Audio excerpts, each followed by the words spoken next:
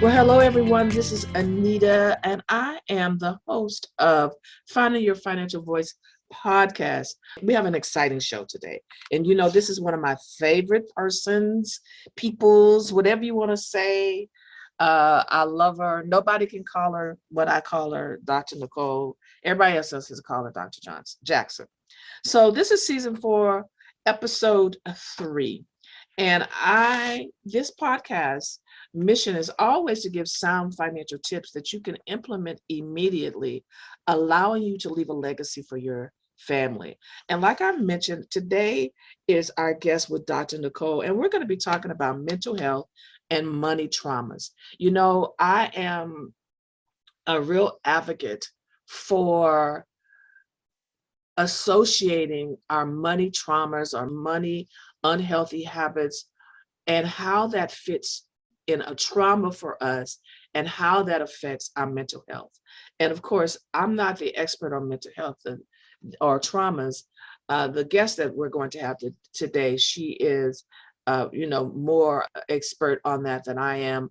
I am, the money person, the tips, how the trauma and how that works. So I'm going to go ahead and shoot this out to Dr. Nicole. And what I'd like for Dr. Nicole to do is really just talk about, give us a 2-3 minute of her credentials, so to speak, so that you guys will know, because we already know who we are, but you need to know who Dr. Nicole is and how she fits into this money trauma puzzle that we're putting together. Dr. Nicole, thank you so much. I'm so happy. Again, I want to let you know that you are one of my favorite persons, peoples, and and don't put that in Grammarly, because Grammarly gonna correct us, okay? Correct. It sure will. And no, we said So thank you for being here. Thank you for having me again on this amazing show. Hello, everybody. I am Dr. Nicole S. Jackson, and I'd like to let you know that I'm your trauma healer, resilience builder, and healing box filler. I basically help people who have experienced trauma heal from their trauma. And yes, I said heal because you hear people say you will heal for the rest of your life. And I do not concur with that statement. So I help you heal through an amazing process of self-reflection. I have my PhD in forensic psychology, which means I'm a people person. I understand people on the macro and micro levels and do my best to make sure that with that understanding, I bring tools for you to place in your healing box on a regular basis. I am a author. The book is called The Soul Inside Out, a collection of thoughts while on a healing journey. You read that, I've been told it is the Bible for healing, so you might want to go ahead and get you one of those. Yeah, definitely. We're going to put that in our description when people, so make sure that we get the link so that can go right up there so people can get it. Absolutely. And I have 20 years in the field of human services. I've helped children and parents and family members rebuild healthy foundations after an experience of trauma, from sexual abuse to drug abuse to traumatic history, child abuse, all of those things. I've helped people pull through, rebuild foundations, and build the life that they deserve and desire to. Wow. I am a certified clinical trauma specialist. I'm out of breath. Okay. I'm out of breath just listening. Okay. You see why I have her on the show today. You see why I have her on the show. She is always doing something amazing. Let's talk about that money abuse. Do you see or a money trauma? How does that fit into kind of what you do? Tell me about that. Well, money traumas, when you look at it, when finances are not right, people feel very, they don't feel okay, right? They do not feel okay. And so when you're a child, let's say you're a child in poverty and that's how you've grown up and that's what you've seen, a lot of your traumas are faced around, a lot of the times, not for everyone, a lot of the times the traumas are faced around the fear of not having enough, not being able to sustain, not being able to survive. And then that just goes into the, you know, the depression and anxiety. I mean, it really is a snowball in the field of mental health. And not enough people are talking about it. So yeah, it plays a huge part. I'm totally on that plane because I think we talk about behaviors, that's what I do, basically financial behaviors and why we do it and how come we did it and why did we did it yesterday and not today, those kind of, and the triggers but we don't talk too much, like you said, about the mental health. We don't talk about how that affects us mentally and keeps us stagnated. And, you and I have had these conversations before. And, part of the research that I like doing or I like exploring is how that affects us as African-American women and the external forces, which could be a number of things. It could be Jim Crow, it could be, all kinds of different things, and how that affects us in trying to get ahead. And so if we've had that money trauma as a kid, poor, or even we're poor, and then maybe we've gone from poverty to maybe middle class, if they still have something called a middle class, right? And we've gone from that to that. Can we not be healed from that poverty and thinking that we're healed when we get into that? How does that show up in a session? How does that show up to you how does that show up? Yeah. We talk about trauma triggers and money, right? And trauma, one of the trauma triggers is poverty. Right? But you can. So let me just say this. Let me answer the question at hand. You can heal, right? You can't unlearn what it is that you've learned, and you can't unlearn the things that you watched growing up in regards to finances. But what you can do is develop new tools and skills to replace what it is that you have learned.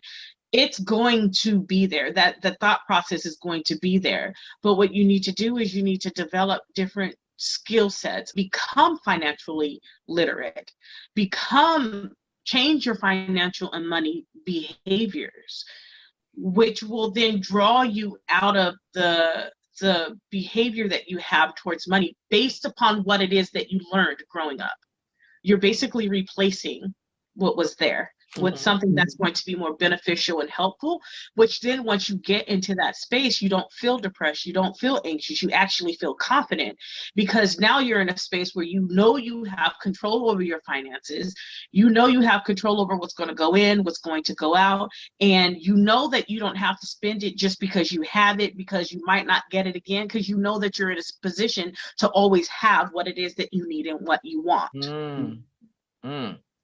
Nah, girl, you're preaching today. Now you're preaching. Boy. So yes, okay. So we can unlearn or it doesn't mean that we have unseen them. That means we can replace or learn better habits. It's not a replacement, but you are learning new and better habits to deal with your finances. Replacement. You cannot unlearn. It's there. Okay. Right?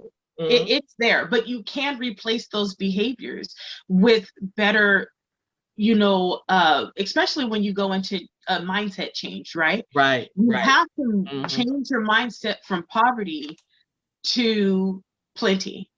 From poverty to plenty. Right. Okay. And in order to do that, you have to, I say, Your actions should be based upon your desires. Your desires should never be based upon the actions that you're willing to take. Mm. And what I mean by that is, if you can see yourself out of poverty and you can see where you want to be, those are your desires. Start doing what needs to be done to reach that. Okay. Start putting things in place to get exactly where your mindset is, because you've made that shift. Okay. You understand that this is what I've learned, but I can learn new things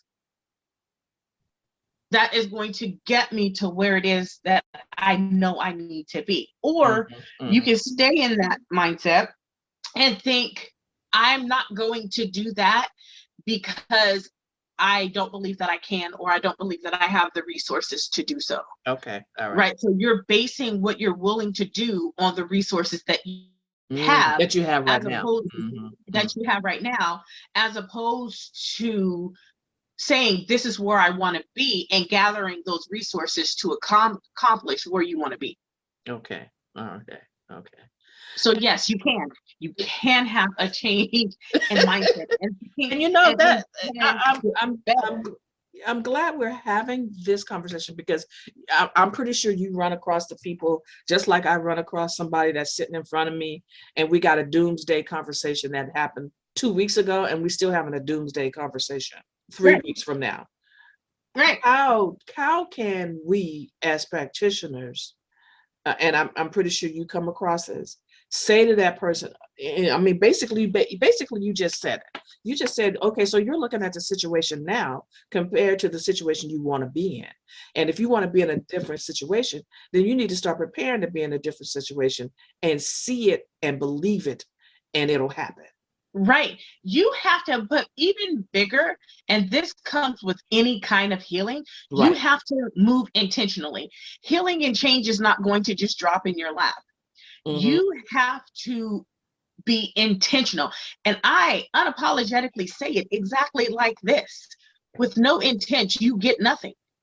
So and then people are just like, well, why are you making it seem like it's their fault they're in the situation? I'm not. But what I am saying is that although they did not put themselves in that situation, they can make the decision to intentionally make moves to remove themselves from that situation. And that starts with self-reflection. That starts going within, sitting with self, saying, this is where I am. These are the resources that I have. But this is where I want to be. So how am I going to get there?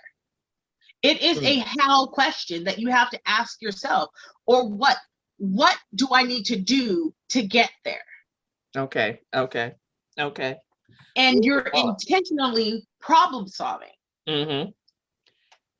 See, people believe that because you face the situation or somebody's put you in a situation, then that is just what it is. And you're absolutely right. If you believe that you can't, you always will not. And so you have to change your mindset, and you have to be intentional towards yourself and towards where you want to be. Exactly. I'm loving this conversation. I'm loving it. I guess the second part of that of this conversation would be the mental health part of this conversation. Because yes, we, with no intent, we get nothing, like you say.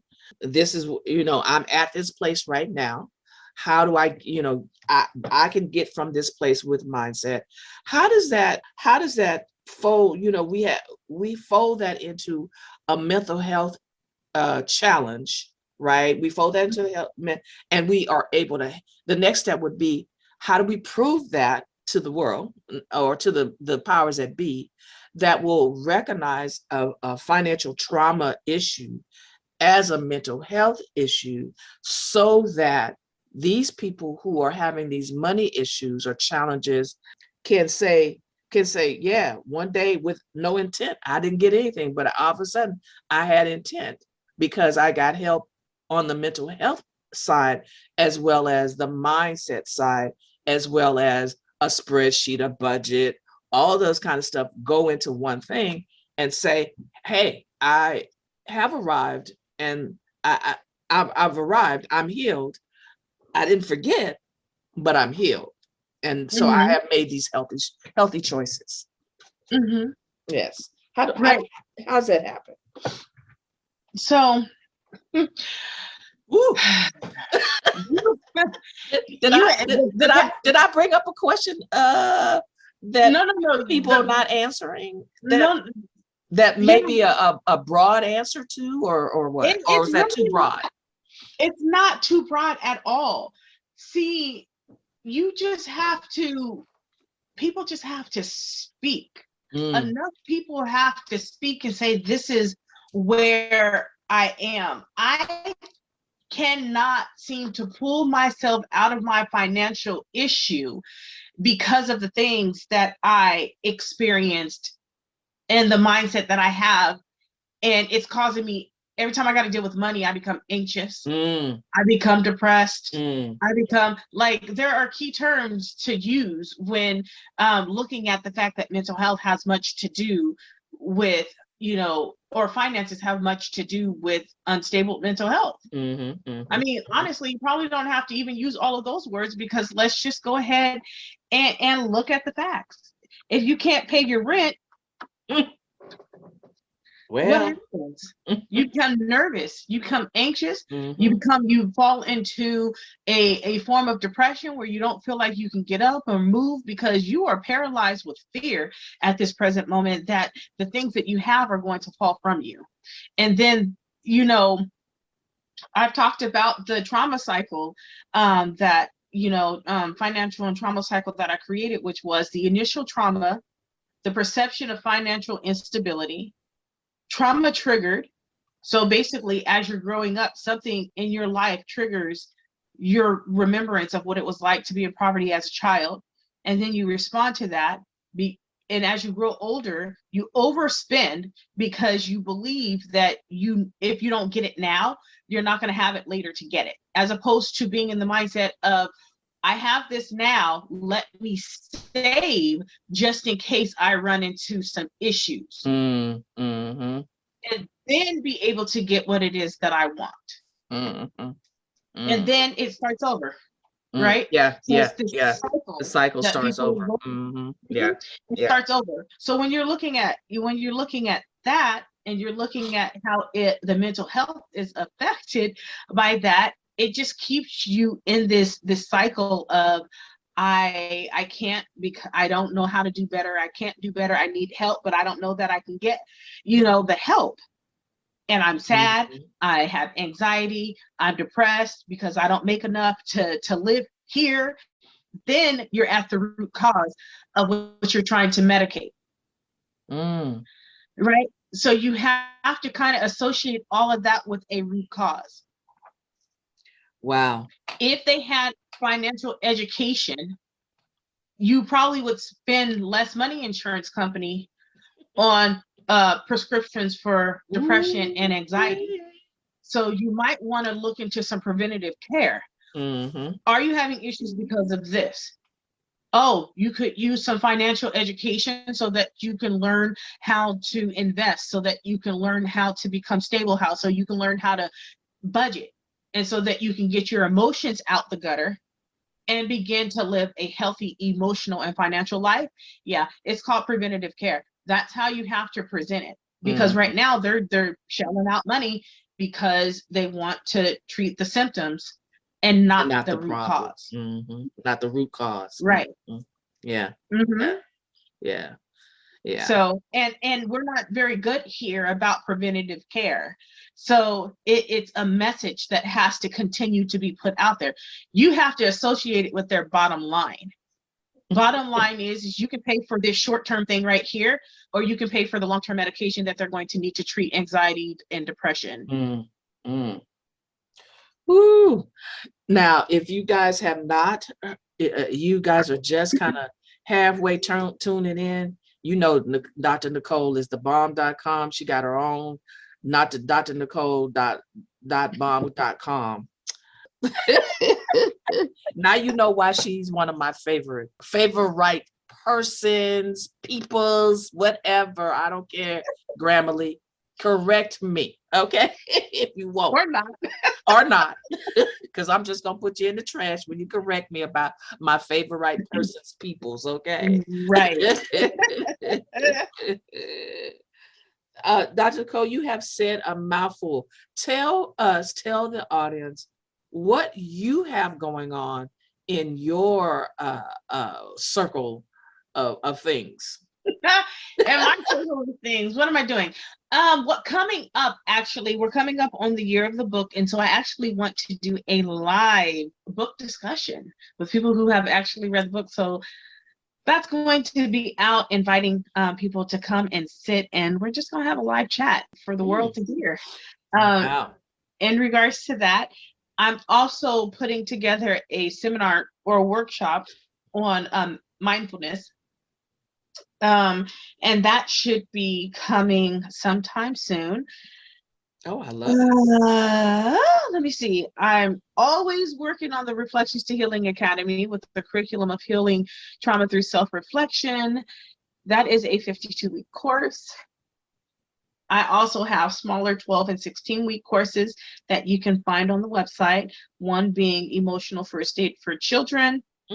In that one, we teach caregivers how to emotionally first aid themselves and then provide emotional first aid for the children they care for, whether parent, grandparent, teacher. And then also there's one called The Power of Self-Care, where we sit together. I want to say I may have changed it to 12 weeks from 16 weeks, but we sit and we talk about the power of self-care for you. This is individual sessions, and then we build your self-care plan with the understanding that that self-care plan is fluid and it's going to continue to change as you grow, right? So as you complete one thing, we're going to go ahead and put some more goals on there, and you're going to know to just update it as you go, as your goals come, so that you can continue to self-care, but also reach your goals. So that's what I have right now. Can you mention to the audience your website, contact information? Yeah. It's Nicole, NICOLES, as in Sam, Jackson, JACKSON.com. And if you want more info, it is info@NicoleSJackson.com. That's how you can reach out and contact me. There's also contact forms on the website. So if you get on there and you see something and you want to know more, just go ahead and submit that form, and someone will get back to you promptly to answer any questions that you may have. Okay, cool. Well, I want to let you know that Dr. Nicole does write she is a contributing writer for the Affluence Financial Fitness for Women magazine, which is a digital copy. And you can go to madcloud.com and get that. You can also go to moneywisdomforwomen.com and you can go to Affluence tab on there. Go and you could read the previous issues that are the current and most previous issues that are there. She is a contributing writer to the magazine. We love her articles. She just gets in there and gets it. We give her challenges sometimes on what to write, but she is definitely a contributor. And you know why she is a contributing writer from this interview that we're doing. Is there one or two, maybe three pieces of advice? I know you have more that you can that you can give people, women, men, girls, boys, whatever, on dealing with or recognizing, I would say, because sometimes we don't even recognize we're in trauma. Right. I think that's a better question. Recognizing that we have been in a trauma situation, whether that be a financial trauma or some kind of other trauma. What kind of advice that you can have them notice that, yeah, I've been in trauma and yes, I need help? The one thing I will tell you is to sit in silence. Okay. Sitting in silence means sitting with yourself, getting to understand the feelings and emotions that are that come up and why they are there. What is it that are causing those things? Sitting in silence will allow you to understand where you are in your healing journey, or if you need to start a healing journey. That's the biggest thing. That's the start of self-reflection. That's the start of sitting with self. And when you're doing that, I will advise, do not be hard on yourself, because that's not the space and time for that. That is the space and time to say, you know what? I feel like I've been through something. Let me sit, let me write out these things as they come to my mind so that I can begin to figure them out. Also, if you have concerns, don't be ashamed to reach out to someone who can help you. Even if it's just the curious questions that you would have for a professional. Reach out and see if, you know what, no, I'm okay, or yes, I could use the additional assistance with starting this process so that I can feel better and get back to what the better me felt like. I would advise you to remember what you felt like when you felt your best, and make that your goal. Wow. What did you feel like at your best? What was going on around you at your best? And are those things still there? Are they absent? And how do you get back there and then grow from there? Not get back there and stay there, because the goal is always to grow. Right. So get back there and grow from there. But the first step is going to be just sit with yourself. And don't be scared. It can be scary, but don't be scared to get to know who you are. Because no one can help you unless you can tell them where you are. And you have to know where you are in order to tell somebody. Right. Because they'll guess based upon like the emotions you'll have. They'll start trying to guess, and then they'll tell you where you are, and then they'll tell you what your healing should look like, and then that might just be very inaccurate. So take back the power of your healing. That is the third one. There you go. Whew. This is such a powerful experience. Every time I talk with you, it's such a powerful experience. And we know that, for those of you who are listening to the podcast, listen to the recorded part of the podcast. This is the month of June, and May was the mental health month. Am I correct, Dr. Nicole? You're accurate. Yes. Yes. Okay. So although we are a little late bringing this conversation, it is always a welcomed conversation. It always should be talked about. Mental health is always something that should be talked about. We see a lot of this going on in what's going on in inside and outside the country. And we need to, especially since we are still dealing with COVID and being inside and being masked and being all of that. And this whole experience has, I think, caught everybody in a surprise moment. The whole COVID incident has caught everybody, whether it be finances or whether it be hanging out with your family more than you normally do, and be like, really, I did not know you were like that. Okay. Right. I mean, can I tell you, this situation has, and I say this situation because, man, is it a situation? It has caused people to really become aware of the company they keep. And